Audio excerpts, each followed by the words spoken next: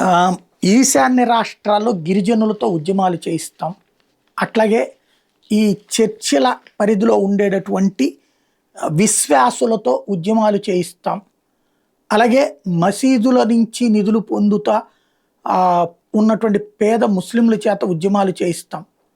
ఓవరాల్‌గా విదేశీ విరాళాల నియంత్రణ బిల్లుని మీరు ఆపకపోతే దేశం అల్లకల్లోలమవుతది. ఇది కొన్ని సంఘాలు అమిత్ షాకి ఇస్తున్న హెచ్చరికలు. అలాగే విదేశీ ఒత్తిడి ఇంకో పక్కన దీన్ని అడ్డుపెట్టినే యూరప్ దేశాలు ఆంక్షలు పెడతామని, అమెరికా ఆంక్షలు పెడతామని యూరోపియన్ యూనియన్ ఎఫ్సిఆర్ఏ బిల్లుని వ్యతిరేకించింది. అమెరికా వ్యతిరేకించింది ఓపెన్‌గా. మన దేశంలో తీసుకొద్దాం అనుకుంటుంది. ఎందుకని?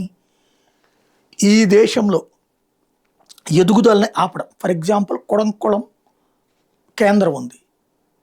అణు విద్యుత్ కేంద్రం ఉందనుకోండి. అమెరికాలో అణు విద్యుత్ కేంద్రం ఉండొచ్చు.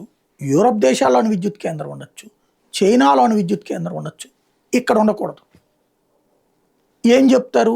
అక్కడున్న చుట్టుపక్కల పబ్లిక్ అందరికీ ఇక్కడ గనక అణు విద్యుత్ కేంద్రం ఉంటే రేపు పొద్దున మీరు చచ్చిపోతారని చెప్తారు. అలా చెప్పి వాళ్ళందరినీ పోగేసి తీసుకురావాలంటే కొంత డబ్బులు కావాలి. ఓ స్వచ్ఛంద సంస్థ డబ్బులు ఇచ్చేది విదేశాలు, అమెరికా ఓడి, చైనా ఓడి. ఎందుకని? మనం ఎదగకూడదు. రూ. 1 కరెంట్ వచ్చేస్తుంది.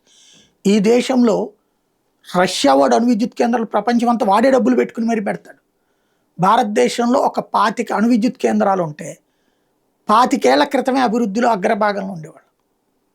అట్లాగే మన దేశంలో రాగి ఫ్యాక్టరీ ఏదైతే తమిళనాడులో పెడితే దానికి వ్యతిరేక ఉద్యమాలు చేయించారు, కమ్యూనిస్టులు చేశారు. వాళ్ళకి నిధులు చైనా నుంచి వచ్చినాయి. పర్యావరణ ప్రాబ్లం అన్నటువంటి పేరుతో. మరి చైనాలో అదే రాగి పరిశ్రమ ఉంది.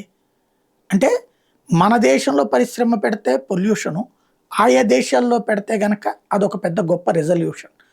ఇలాంటి ఒత్తిళ్ళుతో మనకంటే స్వచ్ఛంద సంస్థల పేరుతో, పర్యావరణ సంస్థల పేరుతో, అనాథ బాలకుల పేరుతో, లేకపోతే కనుక వృద్ధుల పేరుతో, ఇట్లాగా ఏదో ఒక పేరుతో డబ్బులు తీసుకుని ఈ దేశానికి వ్యతిరేకంగా కార్యకలాపాలు చేసేటటువంటి వాళ్ళు జవాబుదారీతనానికి సిద్ధంగా లేరు. వాళ్ళ ఒత్తిడి అయితే పతాక స్థాయిలో ఉంది.